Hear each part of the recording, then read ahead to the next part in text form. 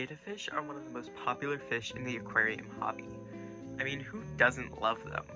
They're hardy, beautiful, and accessible. But they're also one of the most neglected and abused fish in the hobby.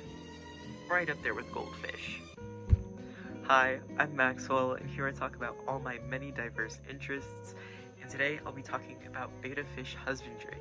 The first thing we'll talk about is tank size and enclosure requirements. There's lots of debate on how much space a betta can be kept in. Lots of people put them in these really depressing tiny vases, and technically a betta fish can live in that. Doesn't mean they'll like it, but they can live. Betta fish have a lung-like organ called a labyrinth that they use to breathe oxygen from the surface of the water, meaning they're super hardy when it comes to poor water quality. Poor water quality can, however, lead to other complications such as diseases like fin rot and bacterial infections. Plus, who wants to live in a dirty, cramped space like that anyways? They also really like to swim around. They're slow and also not very good at swimming, but if you give them a big tank, they'll use all the space you provide them with. Because of this, it's really recommended that you get at least a 5-gallon aquarium to house your betta in. My personal recommendation, especially for beginners, is a 10-gallon minimum. Bettas seem to do great in 10 gallons, and it's much easier to maintain good water quality and proper temperatures in a larger aquarium. It's recommended that you have a lid, but not 100% necessary. Bettas are known to jump out of their tanks, but I've personally never had that happen. If you do have a lid on your tank, leave about a 1-inch gap between the waterline and the lid so the betta can come up for air. If you don't have a lid on your tank, I recommend having at least a 2-inch gap between the waterline and the top of the tank to discourage jumping even more. As far as water conditions go, you do need a dechlorinator when changing your water, and because bettas are tropical fish, you're going to want to keep them around 75 to 80 degrees Fahrenheit. You don't want to consistently be above 81 degrees or below 73, and both of those are too extreme and can lead to stress.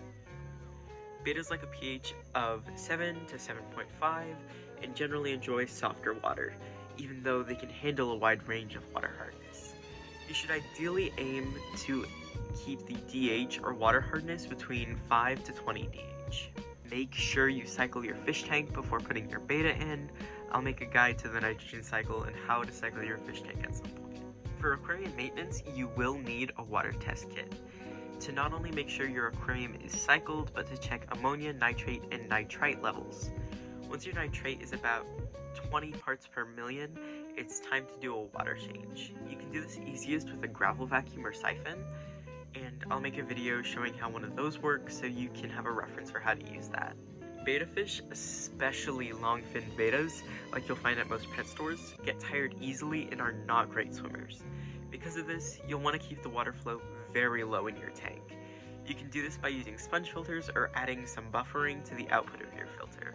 Also, because they get tired easily, it's common for betta fish to lay down and rest their fins. Give them lots of smooth, soft spots. This is essential for a happy betta.